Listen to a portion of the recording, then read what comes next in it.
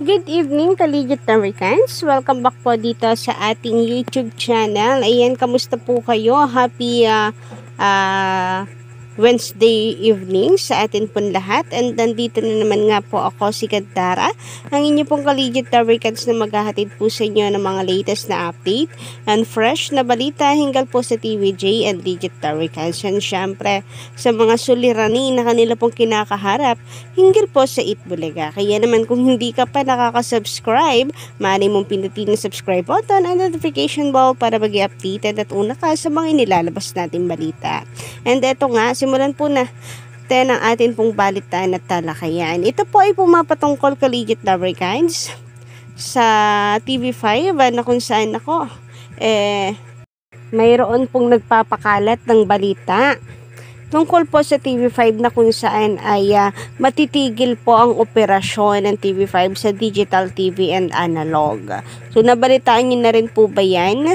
Dumaan na rin po ba yan sa inyong feed? Dahil ngayon ay unti-unti na pong kumakalat ang balitang yan. Meron na rin pong nagtatanong sa atin sa comment section kung totoo daw ba, Ate Dara, totoo ba yung balita na sa 2024 January ay mapapahinto ang operasyon ng TV5?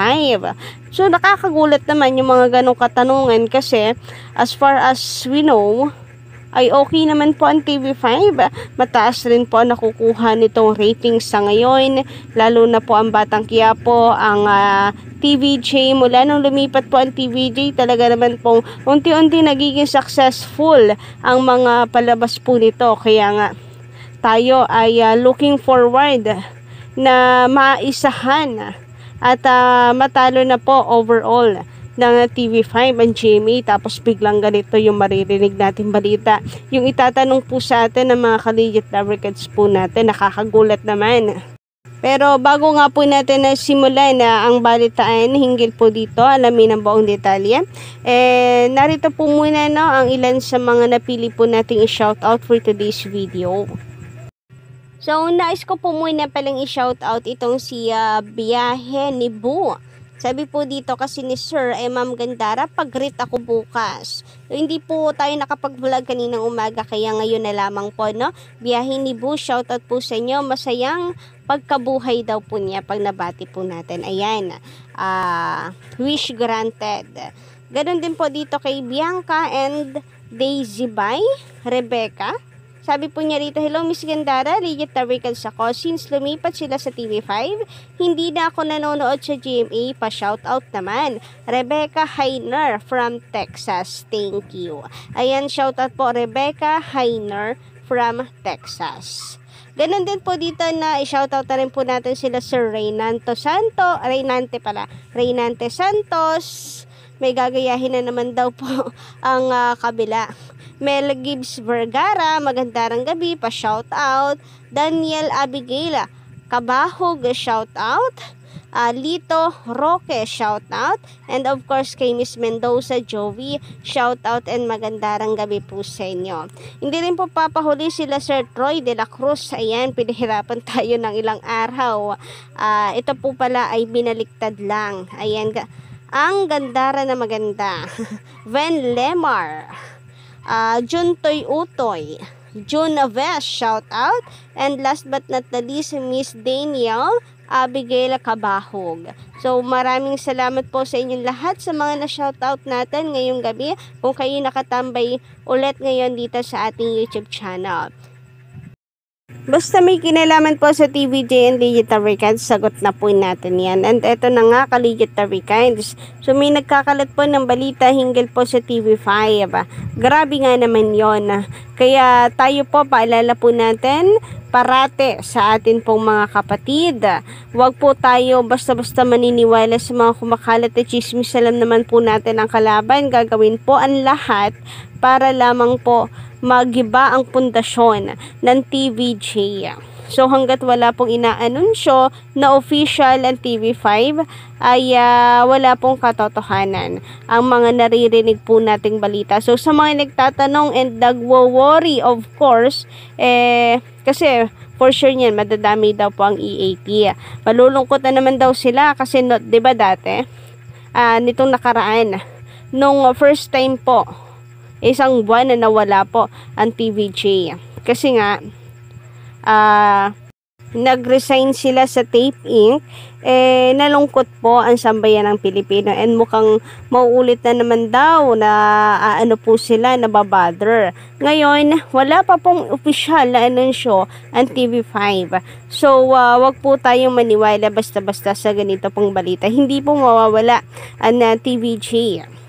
So, sabi nga po dito, kamakailan mula sa Kapatid Insider. So, pa-follow na lamang po niyan, Kaligit Tarikad. So, kamakailan, isang post mula kay Renzo Espiritu ang nagpapakalat ng malisyosong impormasyon tungkol sa pagpapatigil ng operasyon ng TV5 sa analog at digital TV sa darating na January 1, 2024.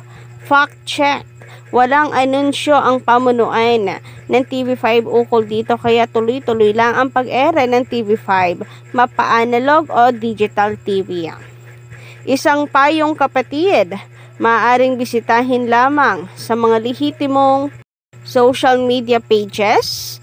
Tingnan ang may check mark icon sa katabi ng pangalan ng official page or account at website ng TV5, www.tv5.com.ph, para sa lehitimong impormasyon mula sa Kapatid Network. Maraming salamat po. So, ayan, mula na po yan sa Kapatid Insider. So, mag-fact check po tayo. Punta po tayo sa mga social media accounts na may blue check po ng TV5 para makita po natin kung may anunsyo doon. Pero sa ngayon, sinasabi po natin, walang anunsyo ang pamunuan ng TV5. So, sa mga kabado dyan, yun lang po ang masasabi natin, kalma. Fake news po yan. Sabi nga rito, isip bata kasi yan, kung ano-ano na lang pinagsasabi ng sa espiritu na yan. Dapat yung isip bata na yan, pinag-aaral dapat yan sa SPED school para makita yung mga kauri niya.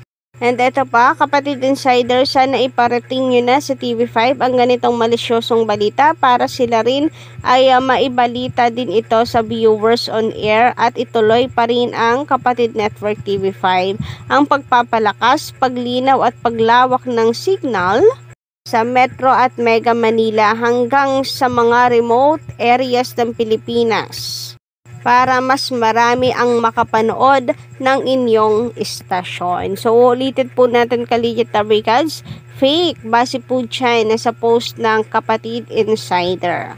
Samantala, narito naman po ang komento ni Miss Corazon Eya. Basahin nga po natin ito, Kaligit Tarikads.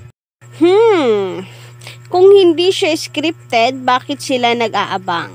So, yun po kasi yung katwiran ng vlogger po ng Tape Inc. or ng Itbulaga nila Yorme, na hindi daw kasi yun scripted. Pero bakit daw nag-aabang yung mga tao? Kasi dati, kina Jose at Wally at Ryan, nung pandemic, nag-iikot sila tapos kung sino lang talaga ang ini-interview. Sa G sa Gedli kasi, ay parang expected na sila na pupunta doon. With thinking emoji. So, may katotohanan po ito, no? Kasi naalala ko noon, nung during pandemic, ganito rin ang naging konsepto po ng TVJ, na kung saan ay nambubulaga po sila. As in, bulaga talaga. Wala pong alam ang mga tao na pupunta po sa kanilang lugar ang TVJ and Digital Records. Kasi nasa loob po sila ng sasakyan, tapos pag may nakita po sila, bababa sila ng sasakyan, tapos magi-interview. Halimbawa, bumibili ng palamig or basta maabutan po nila na po pwede po nilang mabulaga.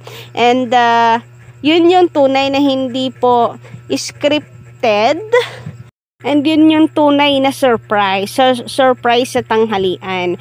Itbulaga talagang tunay. So, paano daw po yun? Itong sa Gisa Gedli, mukhang expected na ng mga tao na pupunta doon sila Yorme. So, ibig sabihin, meron din sila talagang barangay na gustong puntahan talaga. Yun nga lang, lumagpas pala sila sa boundary. So, Las Piñas and Parañaque. Kaya nagkagulo. So, next time daw, sana po ay maging mas maayos na. Para wala nang nagre-reklamo. Kasi at the end of the day, pangalan pa rin po ng Itbulaga ang gamit-gamit po nila. Sabi naman ni Sir Roya Masiano Mogol, puro dami lang account na yan. So, hinggil po ito sa Tape Inc. Followers na kung saan ay nasa 200,000 nga raw po na ito. So, congrats naman sa kanila, may 200,000 na sila. Pero bakit ganon?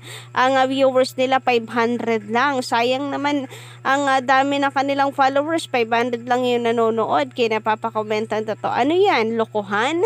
Ang daming followers pero walang nanonood. So, buti pa daw po sa TVJ, no? Ay meron daw po talagang nanonood. So, sabi po dito, puro dami lang daw po kasi yung mga followers nila, dami account lang. Kayo po ba, ka-Legit Tarvicans, anong inyong masisay hinggil po dito sa usapin natin ngayong araw? Pa-comment naman po dyan sa baba. And don't forget to click the subscribe button and notification bell para naman sa mga bago lang dito sa ating channel for more updates.